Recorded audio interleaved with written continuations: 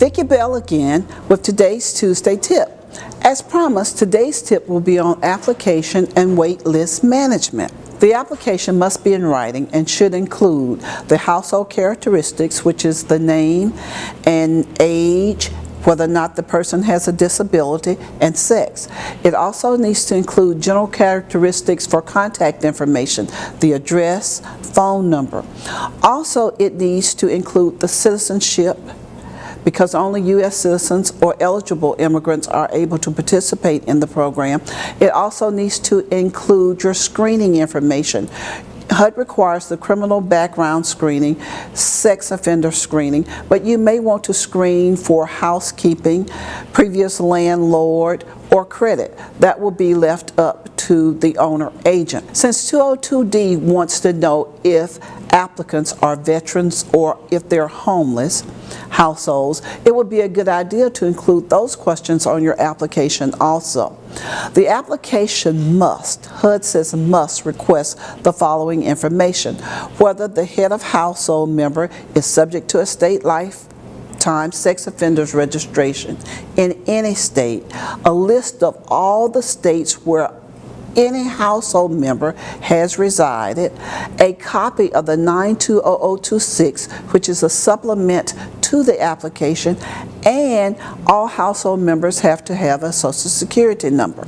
Once completed, the application needs to be dated and timed by management. That's the date and time that management receives the application back. It's then placed, the applicant's name is then placed on the waiting list according to that date and time. That same date and time that you receive the application should be the same date and time that's on the waiting list. Choose the names from the waiting list in chronological order, unless you have a reason not to. You could be meeting your 30, 40 percentile. You could have a preference. You could be meeting the medium income quota. Whatever, or for whatever reason you choose to place a resident over another resident that's not in a chronological order on your waiting list, make sure you make notes on the waiting list as to why, or the reason for you placing one applicant above the other. HUD does have a format in Chapter 5 for the waiting list. It requires that you have the date and time of the application, the name of the head of household, the size of the unit, the income limit level, the need for an accessible unit, and the move-in date. It also has a space for comments. The comment space should be where you maintain your waiting list. We call the applicant on such and such a day. They refuse the unit. Keep all of your notes about your waiting list in the comments section. It's very, very important that you maintain a good waiting list. Owners and agents must develop their own method of maintaining it, but you do need the notes there. There are two types of waiting lists. There's a manual list and there's an electronic list. Now, the restrictions on the manual list is that it should not be rewritten and it should not be easily tweaked or documented. You should have a copy going all the way back to your first applicant. You can purge a waiting list, but again, you need to make comments why you purged it. The other waiting list or type of waiting list is the electronic waiting list. Now, most of you do have electronic waiting lists because your software keeps up with your waiting list. There are two things I want you to know about the electronic waiting list. Number one, it must have a mechanism for keeping up with the date and time that that applicant is placed on the waiting list.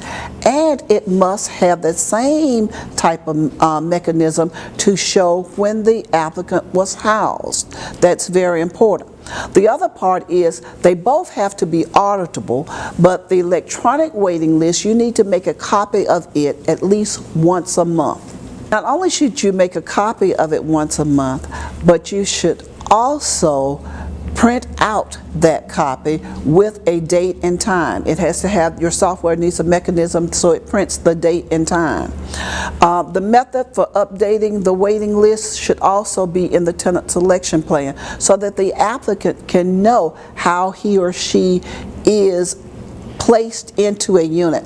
And I say that because we have calls all of the time where applicants are telling us, well, I'm number 12 on the waiting list and they haven't called me yet, but I know that X number of people have moved in. The waiting list should be explained in the tenant selection plan so that the applicants know that there's a possibility that someone may go ahead of them, either because you have a preference or because you're trying to make your quota based on your median income. That's it today on our waiting list. We will get into fair housing next month. April is the fair housing month, and we look forward to doing our series on fair housing. Thank you.